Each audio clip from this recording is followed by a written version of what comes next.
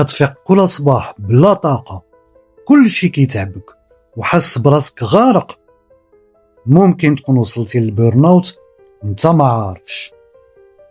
في هذا الفيديو غادي نشرح لك كاع العلامات، الأسباب، وكيفاش تقدر تخرج من هذه الحالة خطوة بخطوة. بقى معايا حتى التالي، كل نصيحة مهمة وغادي تعاونك بشكل عملي.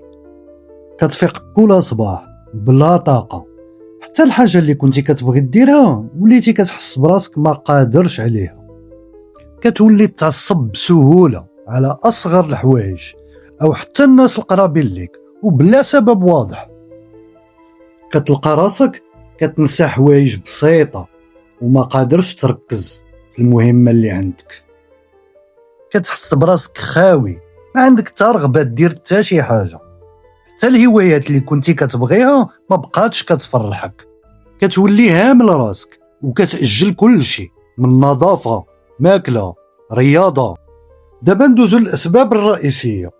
ضغط مستمر في العمل أو الحياة الشخصية بلا فترات راحة كافية كيتعب الدماغ وكيتعب الجسم كذلك. كتحاول ترضي الناس كاملين وهذا الشيء كيسبب لك ستريس مستمر. كتسمح للناس يتجاوزوا الحدود ديالك الشخصية بلا ما تقول لا، وهذا الشيء كيزيد الشعور ديالك بالضغط.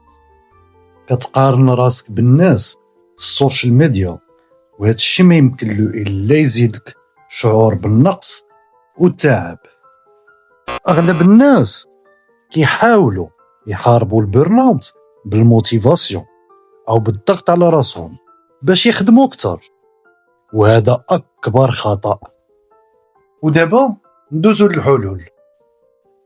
دير بوز حقيقي، بعد شوية على الخدمة، نوتيفيكاسيون، وسائل التواصل، وخذ وقت غير لراسك. 2. نظم وقتك، قسم المهام اليومية وما تحاولش دير كل شيء مرة واحدة. 3.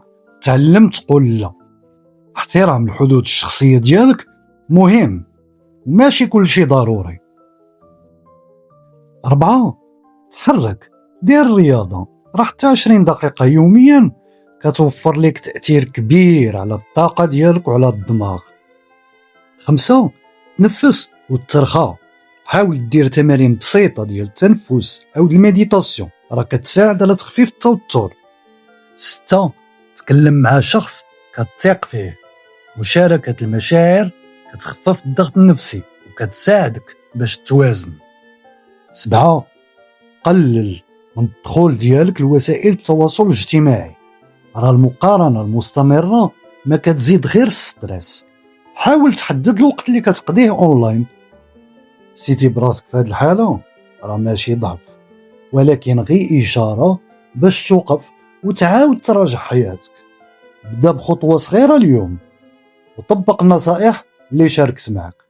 وإذا بغيتي فيديوهات أكثر تفصيل على البيرناوت وكيفاش تتحكم فيه بطريقة نهائية، ما تنساش تشترك في القناة وخلي لي تعليق بيرناوت باش نبعث لك فيديو مخصص، وبارطاجي الفيديو مع شي حد كتحس به محتاجه، وخلينا نبنيو مجتمع كيساعد بعضياته.